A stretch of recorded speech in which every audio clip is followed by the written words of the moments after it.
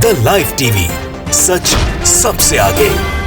नमस्कार, मैं हूं Iqbal Parvez. The live TV में आपका स्वागत है। साथियों, कुंभ में जो कोरोना की टेस्टिंग हुई है उसमें बड़े फर्जीवाड़े का मामला सामने आ रहा है। उसमें बड़े फर्जीवाड़े के आरोप लग रहे हैं। ये कहा जा रहा है कि वहां पर, और जिस तरह की रिपोर्ट्स आ रही है वो ये दर्शा रहा है कि किस तरह से कुंभ में जो है सो अपनी इमेज को बचाने के लिए भारतीय जनता पार्टी की सरकार ने, और ये बताने के लिए कि हमने अच्छी तैयारी की है, उसके लिए फर्जी जांच किए गए हैं। अब एक एक कर रिपोर्ट बाहर आ रही है जो मैं आगे आपको बताने जा रहा हूं। अब देखिए कि अगर एक किट से 700 सैंपल जांच किए जाएंगे तो जाहिर सी बात है रिजल्ट भी वैसा ही आएगा। और यही वजह है कि राज्य में यानी उत्तराखंड में उन दिनों जितने केसेस कोरोना संक्रमितों के आ रहे थे उससे 60% कम संक्रमितों के रिजल्ट आ रहे थे। कहां से?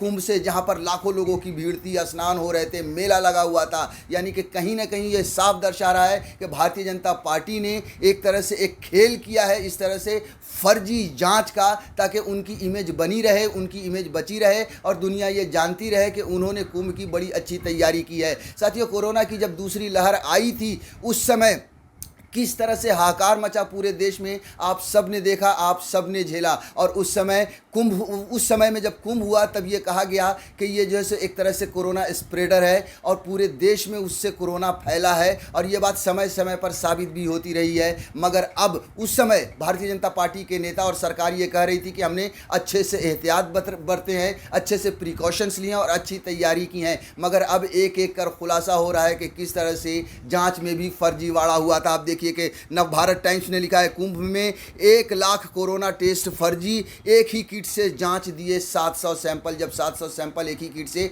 जांच दिए जाएंगे तो जाहिर है कि रिजल्ट भी वैसा ही आएगा। साथियों, वो अलग बात है कि अब जो है सो जब ये खुलासे होने शुरू हो गए हैं कि किस तरह से फर्जी का काम चल रहा है, फर्जीवाड़ा चल रहा है, तब उसके जाँच के आदेश दिए हैं। अब आप देखिए कि एक आदमी जो कुंभ में नहीं जाता है उसके मोबाइल पर भी टेस्ट की रिपोर्ट आती है कि आपका कोरोना सैंपल, आपका टेस्ट कर लिया गया है। तो आप देखिए कि किस तरह से सरकार ने फर्जीवाड़ा किया है। एक और रिपोर्ट छापी है साथियों ईटीवी ने, उन्होंने लिखा है हेडलाइन में कि हरिद्वार कुंभ में कोरोना जांच पर उठे सवाल, सैंपल सबसे ज़्यादा और संक्रमित सबसे कम। जी हाँ, उन्होंने जो आंकड़ा दिखाया कि साहब हमने इतने सारे लोगों की जांच की है, उसमें अगर रिजल्ट आप देखें तो बहुत छोटा सा रिजल्ट आएगा, बहुत के इतने कम संक्रमितों की संख्या है। वजह यही है कि आपने जांच में फर्जी का काम किया है, आपने जांच गलत तरीके से की और एक ही किट से 700 लोगों की जांच कर दी, 700 संक्रमितों की जांच कर दी।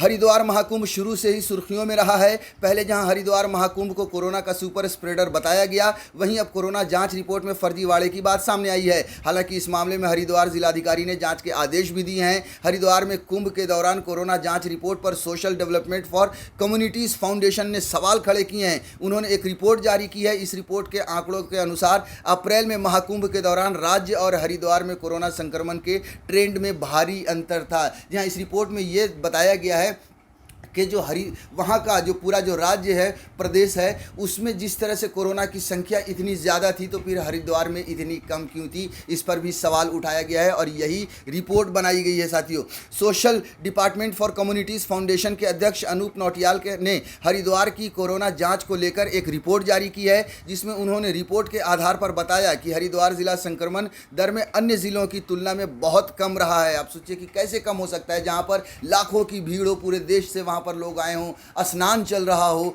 वहाँ पर। और आप ये भी देखिए कि ये जो साइंटिफिक जो रिसर्च है उसमें ये कहा गया है कि अगर कोरोना संक्रमित पानी में जाकर नहाता है तो उससे और ज़्यादा लोगों के फैलने की आशंका होती है। अनूप नौटियाल की रिपोर्ट के मुताबिक 4 अप्रैल से 12 जून के मुताबिक इसमें हरिद्वार कुंभ भी शामिल है। पूरे देश में हुए कुल कोरोना टेस्ट में से 38% अकेले हरिद्वार में हुए, लेकिन सैंपल जांच के आधार पर हरिद्वार की संक्रमण दर प्रदेश से 60% कम रही। अब सोचिए कि हरिद्वार यानी जहां कुंभ है वहां पर पूरे प्रदेश, पूरे राज्य के मुकाबले 38% जांच हुए हैं और संक्रमितों की संख्या कितनी रही है? 60% कम रही है। जाहिर सी बात है कि जब इस तरह से जांच फर्जी होगी तो फिर रिजल्ट भी वैसा ही आएगा।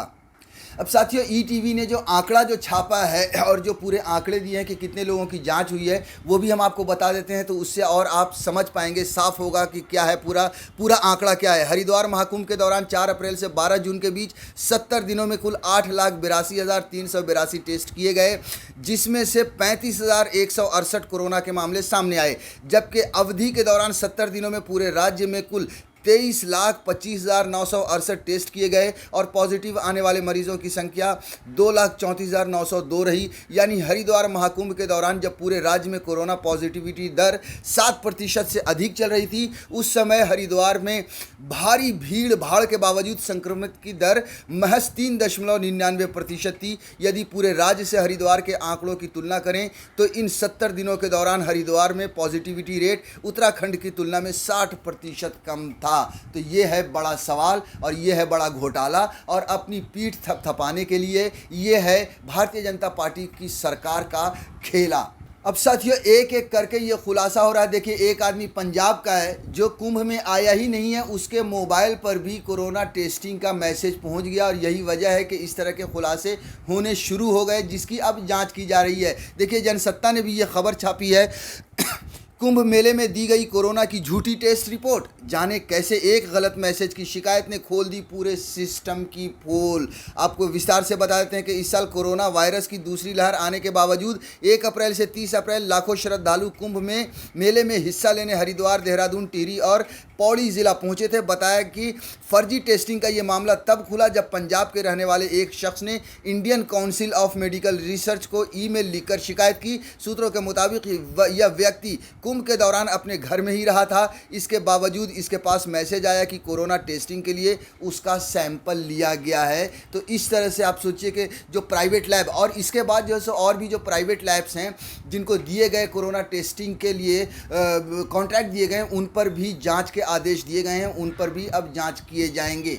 साथियों, जिस लैब पर इंक्वायरी बैठाई गई है उसे मेला क्षेत्र में रैपिड एंटीजन टेस्ट कराने का आदेश दिया गया था। बता दें कि उत्तराखंड सरकार ने कुंभ में श्रद्धालुओं की बड़ी संख्या के मद्देनज़र 24 प्राइवेट लैब्स को टेस्टिंग के लिए शामिल किया था। इनमें 14 जिला प्रशासन और 10 कुंभ मेला प्रशासन की तरफ से रैंडम टेस्टिंग के लिए लगाई गई थी। फिलहाल इस मामले की जाँच के लिए हरिद्वार जिला मजिस्ट्रेट सी रविशंकर ने मुख्य विकास अफसर के अंतर्गत 3 सदस्यीय इंक्वायरी कमेटी बना दी है। तो अब देखिए आपके किस तरह से फर्जी कारोबार चला है इस जांच में। साथियों, आपको याद होगा कि पिछले साल जब कोरोना की पहली लहर आई थी तो एक धर्म को, मुसलमानों को किस तरह से बदनाम किया गया था, किस तरह से जैसे जमातियों पर पूरा ठीकरा फोड़ा गया था, उनके लोग जमातियों को पकड़ कर उन्हें जेल में डाला गया था, उन्हें प्रताड़ित किया गया था। लेकिन जब दूसरी कोरोना की लहर आई और बड़ी तबाही मचाने के लिए, तब कुंभ को किसी ने जिम्मेदार नहीं ठहराया। हाँ, कुछ लोगों ने उसे स्प्रेडर बताया, कोरोना स्प्रेडर, लेकिन उस पर बहुत ज़्यादा बवाल मचाया गया। गोदी मीडिया ने भी समझ लीजिए कि उन्हीं लोगों पर हमला किया और ये कहा कि हिंदू धर्म को बदनाम करने की कोशिश की जा रही है। सरकार जो है सो उसे बचाने की, उसे लीपापोती करने की पूरी कोशिश करने लगी भारतीय जनता पार्टी कि हमने अच्छे से तैयारी कर ली है। अब देखिए ये तैयारी थी जिसका खुलासा अब होने लगा है कि किस तरह से फर्जी जांच की गई है और बताया गया है कि साहब यहाँ पर कोरोना संक्रमितों की संख्या कम है। द लाइव टीवी, सच सबसे आगे।